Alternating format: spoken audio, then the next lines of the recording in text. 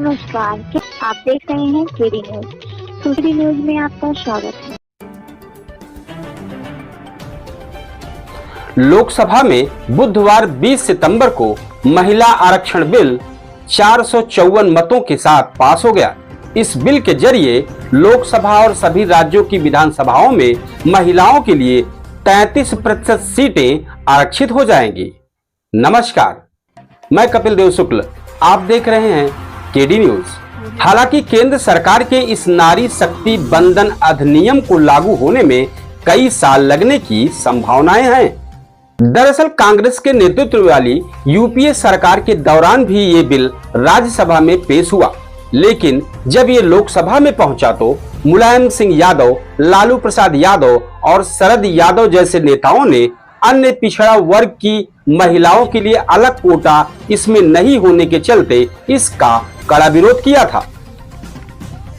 आइए जानते हैं कि इस संविधान के 50वें संशोधन का विधेयक है, जिसके अंतर्गत लोकसभा और राज्य विधानसभाओं में महिलाओं के लिए 33% सीटों पर आरक्षण का प्रावधान रखा गया है।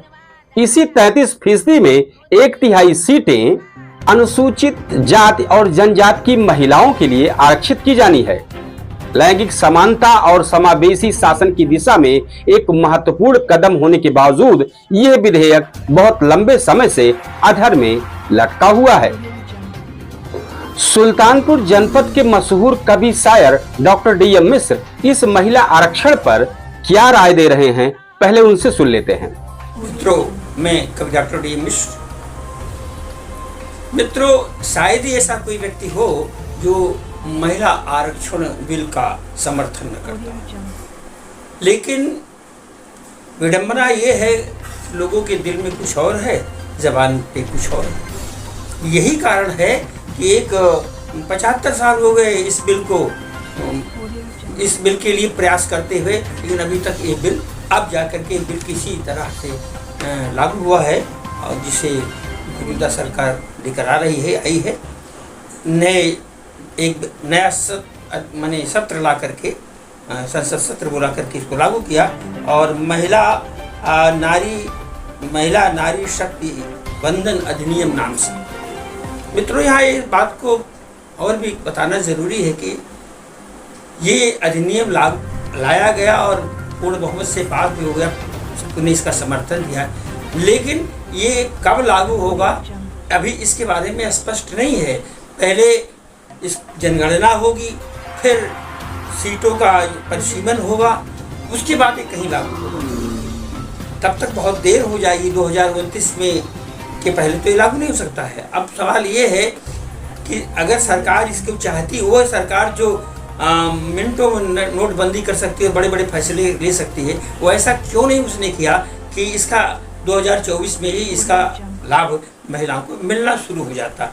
लेकिन सरकार ने इसको एक राजनीति के रूप में ला दिया, और अब विपक्ष के लिए एक अच्छा मुद्दा मिल गया, और इस पर सिर्फ फांस चल गई। यही इसमें है कि ये साफ मन से नहीं हो रहा है, जबकि ये चाहिए था कि अगर जनगणना या परिसीमन होता रहता, लेकिन सब पार्टियों के लिए आदेश हो जाता कि 2024 में हर पार्टी 33% आरक्षण अपने आप देगी, और जनगणना के बाद इसका आगे के लिए जो होता तो उसमें अपने ढंग से लागू होता। तो मुझे तो ये लग रहा है कि ये एक चुनावी वर्ष है, और चुनाव में पक्ष के लिए और विपक्ष के लिए, दोनों के लिए एक गर्मा गर्म चुनावी मुद्दा मिल गया है। 1990 के दशक से ही राजनीति में महिला आरक्षण के मुद्दे को पिछड़ी जातियों के उत्थान का मुकाबला करने के लिए ऊंची जातियों की साजिश के रूप में देखा जाता रहा है। यही कारण है कि इस बार लोकसभा में इसका विरोध हुआ। हालांकि मतदान के दौरान विरोध में महज 2 ही वोट पड़े। बुधवार को बिल के खिलाफ मतदान करने वाले केवल 2 सांसदों में एक ऑल इंडिया मजलिस इत्तेहादुल मुस्लिमीन के प्रमुख असदुद्दीन ओवैसी ने संसद में OBC और मुस्लिम प्रतिनिधित्व की कमी को इसका कारण बताया। उन्होंने कहा कि यह केवल सवर्ण महिलाओं को आरक्षण प्रदान करेगा। वहीं विधेयक का समर्थन करने वाले कांग्रेस नेता राहुल गांधी ने भी कहा कि ओबीसी महिलाओं के लिए कोटा के बिना यह अधूरा है। विधेयक में कहा गया है कि लोकसभा राज्यों की विधानसभाओं और राष्ट्रीय राजधानी क्षेत्र दिल्ली की विधानसभा में 1/3 सीटें महिलाओं के लिए आरक्षित होगी। इसका मतलब यह हुआ कि लोकसभा की 543 सीटों में से 181 सीटें महिलाओं के लिए आरक्षित होगी। लोकसभा और राज्यों की विधानसभाओं में अनुसूचित जाति और अनुसूचित जनजाति के लिए सीटें आरक्षित हैं। इन आरक्षित सीटों में से 1/3 सीटें अब महिलाओं के लिए आरक्षित होगी। इस समय लोकसभा की 131 सीटें SC/ST के लिए आरक्षित हैं। महिला आरक्षण विधेयक के कानून बन जाने के बाद इसमें 43 सीटें महिलाओं के लिए आरक्षित होगी। इन 43 सीटों को सदन में महिलाओं के लिए आरक्षित कुल सीटों के एक हिस्से के रूप में गिना जाएगा। इसका मतलब यह हुआ कि महिलाओं के लिए आरक्षित 181 सीटों में से 138 सीटें ऐसी होगी जिन पर किसी भी जात की महिला को उम्मीदवार बनाया जा सकेगा, यानी इन सीटों पर उम्मीदवार पुरुष नहीं हो सकते हैं। आइए जानते हैं कि आम जनता इस पर अपनी क्या क्या राय दे रही है। जी, क्या कहना चाहेंगे महिला आरक्षण बिल पे?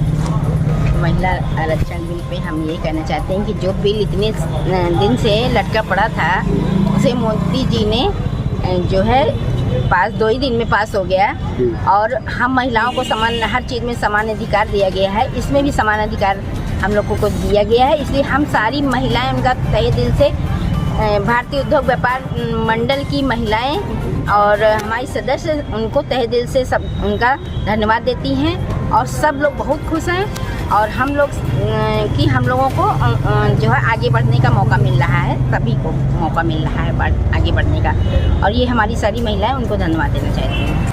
आप इस बिल पे क्या कहेंगे? हम इस बिल पे मतलब मोदी जी को धन्यवाद देना चाहते हैं। जो मोदी जी ने हम लोगों के लिए महिलाओं के आरक्षण के लिए बहुत सारा मतलब बहुत तहे दिल से धन्यवाद है, क्योंकि महिलाओं का आरक्षण मिलना ही बहुत बड़ी बात है।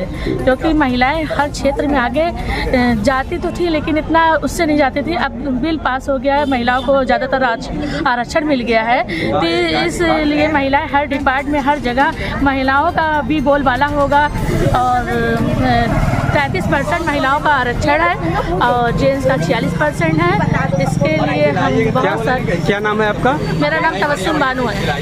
संसद में पास हुआ महिला विधेयक जिसमें 33% आरक्षण लोकसभा और राज्य की विधानसभा सीटों व दिल्ली की विधानसभा के लिए तय किया गया है, जिसे संसद के दोनों सदनों द्वारा पास कर दिया गया है। इस विधेयक का मैं स्वागत करती हूँ और आज देश में महिलाएं बेहद खुश होंगी इस विधेयक के पास होने से कि 33% आरक्षण महिलाओं को राजनीति के क्षेत्र में आकर एक सेवा का अवसर प्रदान करेंगी और लैंगिक समानता को दूर करेंगी, राजनीति में वृद्धि करेंगी और महिला सशक्तिकरण बढ़ेगा और अनेक क्षेत्रों में महिलाएं आगे आएंगी, क्योंकि जो चुनकर जाएंगी क्षेत्रों से वो महिलाएं निश्चित रूप से महिलाओं को आगे बढ़ने का अवसर प्रदान करेंगी।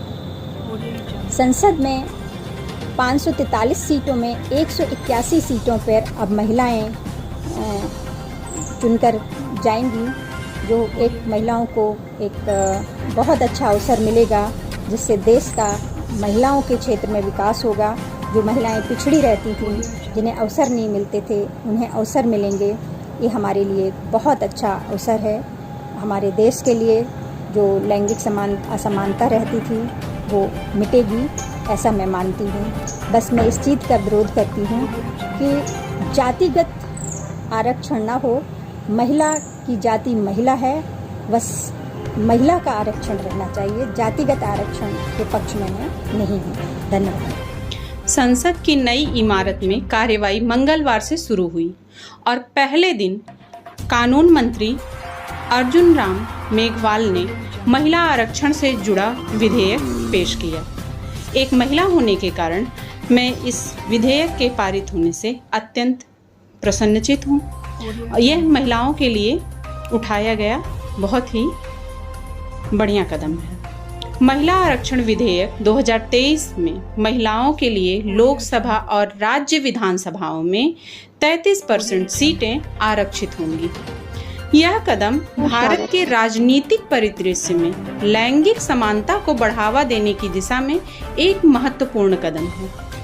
महिला आरक्षण के लिए पेश किया गया विधेयक 128वां संविधान संशोधन विधेयक है और इसके लागू होने की मुझे हार्दिक प्रसन्नता है। महिला आरक्षण बिल का चल रहा है, क्या कहना चाहिए? सर देखिए, महिला आरक्षण बिल प्रधानमंत्री जी का एक बहुत सराहनीय कदम है और इसमें आधी आबादी को प्रतिनिधित्व करने का पूरा अवसर मिलेगा।